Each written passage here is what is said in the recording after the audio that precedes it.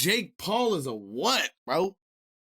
See ya. Well, ladies and gentlemen, look how the tables have turned. Jake Paul, the man that considers himself the best influencer boxer in the world, has already had enough of fighting boxers. For those of you that don't know, Jake Paul fought Tommy Fury in February. He got absolutely destroyed, claimed the reason why he lost was because he had a wet dream. I know you didn't want to, but mom said, she said, Jake had a wet dream the night before his fight. And now has gone back to fighting I forgot about that excuse. Fighters. Yes, Jake Paul is fighting Nate Diaz this August. Damn, the human punching bag. Most of his fights at lightweight, so that's about...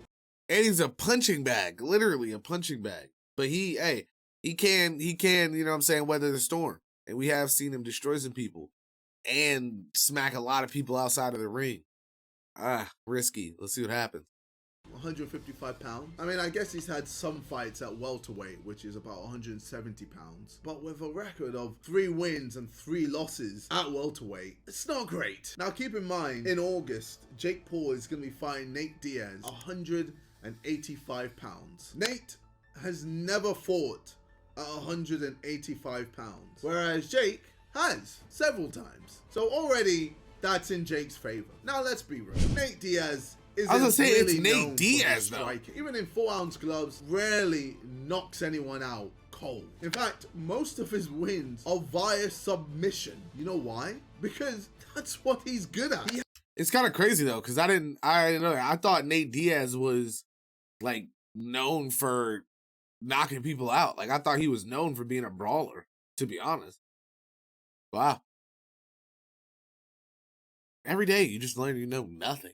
Or is it just me? He has a black belt in jiu-jitsu. 12 of his 21 wins in MMA is via submission. That's over half. That's not a coincidence. That's just because he's very good at jiu-jitsu. You know what he's not very good at? Boxing. Nate Diaz is a 37-year-old black belt jiu-jitsu MMA fighter that happens to throw a punch every now and then. And for me, ladies and gentlemen, that is the problem with Jake Paul. He's a fraud. And people need to wake up to this fact. He can't beat boxers. That's why he's staying clear from me, Salt Pappy, Joe Fournier, etc. Because he knows, ultimately, he's not that good. Now, chances are...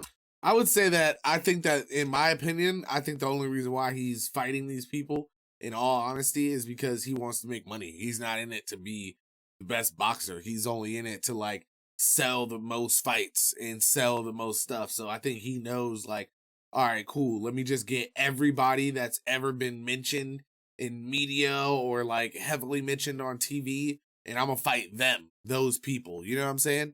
So, I don't know. Jake Paul will beat Nate Diaz, either through decision or via knockout or technical knockout. And that's mainly because Nate Diaz won't be able to use his ultimate weapon, his best weapon, jiu-jitsu. Instead, he's going to have to rely on his subpar boxing ability against Jake Paul, who, let me remind you, only does boxing. And this is the same bullshit that we're going to get with the whole Ben Askren situation. Do you know how many people believe that Ben Askren was going to beat Jake Paul? Quite a lot of people. Hell, even I thought Jake Paul was going to lose. But this time, nah, I ain't falling for this.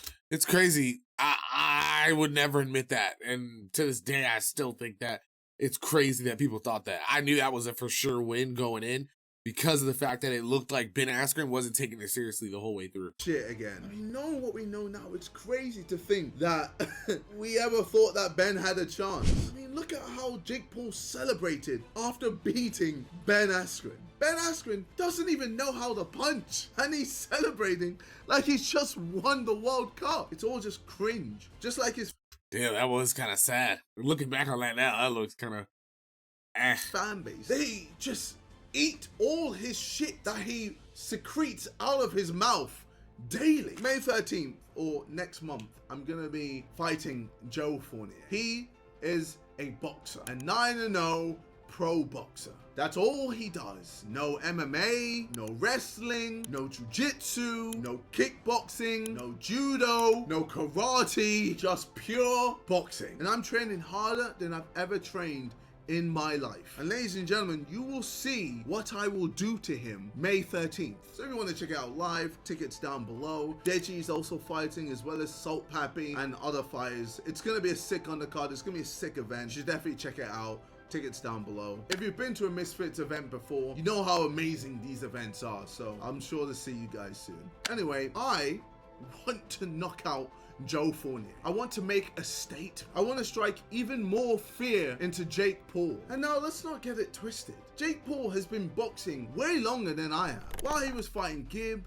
Nate Robinson, Ben Askren, So good at Woodley making twice, movies. I was at Wembley Stadium singing Holiday. I was recording weekly videos with the side. I was making YouTube content on my channel. I was going on press runs, promoting my music. I was going on tours, etc. So the fact that I've already overtaken Jake Paul in boxing ability in less than a year, it says a lot. Ultimately, Jake Paul is scared of me. And if we never manage to make this fight happen, I want you to know this, Jake. You will forever be You talking known that shit? as the man that claimed to want to avenge his brother's loss, but ultimately was too scared, was too pussy to actually go through with it. So anyway, enjoy your fight with another MMA fighter, Jake. When you're actually ready to man up and end this feud with your boy, KSI, I'll be here waiting, ready. It's been your boy, KSI. I'll see you lot in a bit. Take care and peace.